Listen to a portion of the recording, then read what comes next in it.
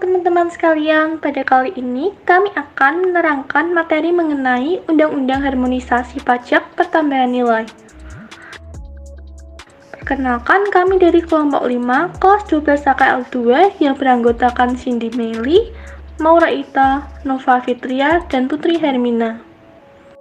Nah, pertama-tama saya akan menjelaskan latar belakang dari perubahan Undang-Undang Pajak Pertambahan Nilai, yaitu yang pertama, si efisiensi PPN Indonesia 63,58%. Artinya, Indonesia baru bisa mengumpulkan 63,58% dari total PPN yang seharusnya bisa dipungut. Hal ini karena masih terdapat barang dan jasa yang belum masuk ke dalam sistem. Selain itu, juga disebabkan masih banyaknya fasilitas PPN yang diberikan. Kemudian yang kedua, untuk memperluas basis pemajakan, maka non-BKP dan non-JKP menjadi BKP dan JKP, dan pengurangan beberapa kriteria fasilitas yang dibebaskan dari pengenaan PPN. Kemudian yang terakhir adalah tingginya tax expenditure, yaitu 65% dari total tax expenditure tahun 2019. Selanjutnya, terdapat 5 hal dalam perubahan UU PPN, yaitu yang pertama, pengurangan objek dan fasilitas PPN dengan mengubah beberapa ketentuan pada pasal 4A dan pasal 16B UU PPN. Lalu yang kedua, kenaikan tarif PPN dengan mengubah ketentuan pada pasal 7 UU PPN. Kemudian yang ketiga, yaitu kemudahan dan kesederhanaan dengan menyiapkan pasal baru, yaitu pasal 9A. Berikutnya yang keempat adalah pengkreditan pajak masukan, yaitu memperbaiki dan menghapus beberapa ketentuan pada pasal 9. Kemudian yang terakhir adalah pendelegasian wewenang, yaitu menambah pasal baru, yaitu pasal 16G.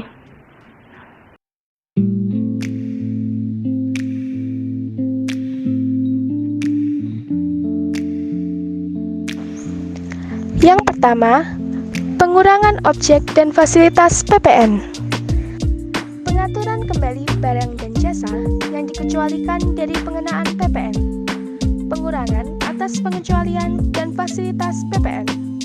Fasilitas pembebasan PPN diberikan terhadap barang kebutuhan pokok, jasa kesehatan, pendidikan, pelayanan sosial, dan sebagainya. Pengaturan kembali rincian kriteria fasilitas PPN dimaksudkan untuk perluasan basis PPN dengan tetap mempertimbangkan asas keadilan dan kemanfaatan.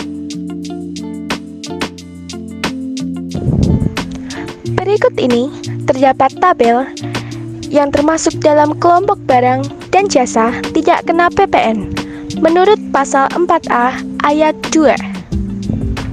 Terdapat tabel kelompok barang dan jasa tidak kena PPN menurut pasal 4A ayat 3. Selanjutnya, terdapat tabel fasilitas PPN menurut pasal 16B ayat 1A.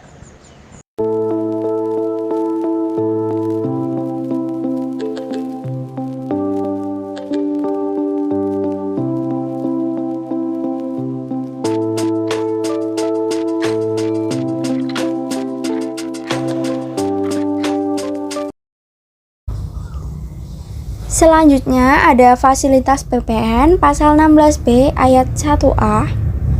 1. Mendapatkan barang kebutuhan pokok yang sangat dibutuhkan oleh rakyat. 2. Jasa pelayanan kesehatan medis meliputi jasa kesehatan tertentu dan jasa kesehatan yang ditanggung oleh Jaminan Kesehatan Nasional.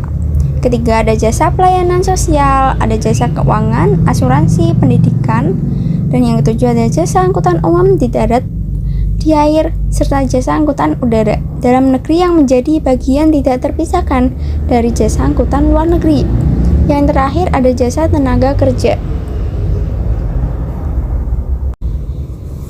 Kemudian ada kenaikan tarif PPN. Pertama, tarif PPN Indonesia masih di bawah rata-rata tarif global, yakni 15,4%, negara OECD 19% atau negara PRICS 17%. Kedua, tarif PPN Indonesia masih di bawah tarif PPN negara-negara tetangga di Asia. Pertama, ada Filipina 12%, Arab Saudi 15%, Korea Utara 17%, Pakistan 17%, dan yang terakhir India 18%. Yang ketiga, kenaikan tarif PPN secara bertahap dari 10% menjadi 11% dan kemudian 12%. Ketiga, kemudahan dan penyederhanaan. Sesuai dengan Undang-Undang PPN terbaru, yaitu Pasal 9A, memberikan kemudahan dan penyederhanaan pada besaran tertentu kepada pengguna kena pajak dengan ketentuan A. Mempunyai peredaran usaha dalam 1 tahun buku tidak melebihi jumlah tertentu. B. Melakukan kegiatan usaha tertentu. C. Melakukan penyerahan barang kena pajak tertentu dan atau jasa kena pajak tertentu dapat memungut PPN yang terutang dengan besaran tertentu. Kemudian, atas pajak masukan perolehan barang kena pajak atau jasa kena pajak, import barang kena pajak, dan pemanfaatan jasa kena pajak atau barang kena pajak tidak berwujud, oleh PKP tersebut tidak dapat dikreditkan.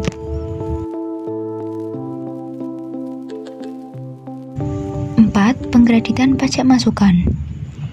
Pada Undang-Undang PPN terbaru, Pasal 9 ayat 8 telah diubah dan ketentuan pada Pasal 9 ayat 8 huruf C telah dihapuskan.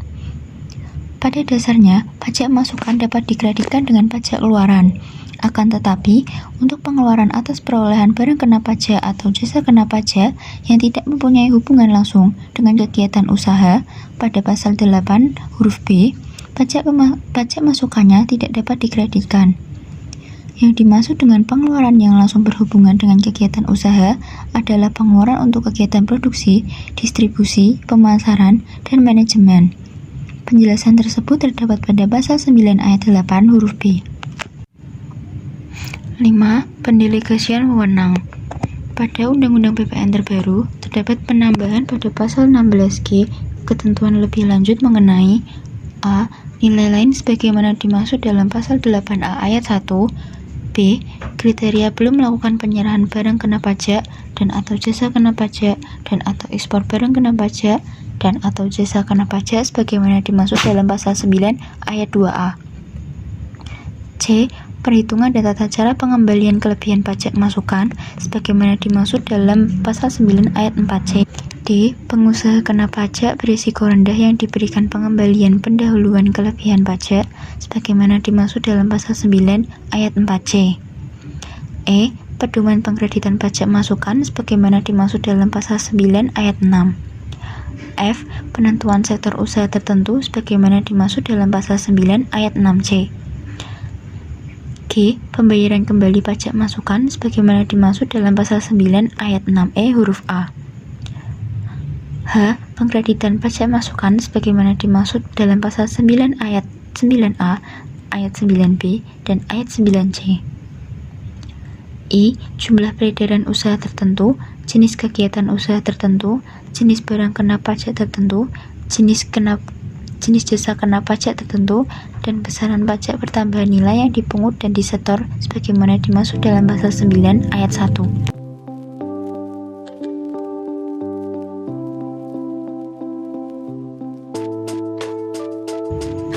Yang terakhir, waktu pemberlakuan. Pengaturan kembali ketentuan PPN pada Undang-Undang Harmonisasi Peraturan Perpajakan berlaku mulai 1 April 2022 kecuali ketentuan pada Pasal 7 ayat 1 huruf B berlaku paling lambat 1 Januari 2025. Demikian materi mengenai Undang-Undang Harmonisasi Pajak Pertambahan Nilai yang dapat kami sampaikan. Thanks for watching.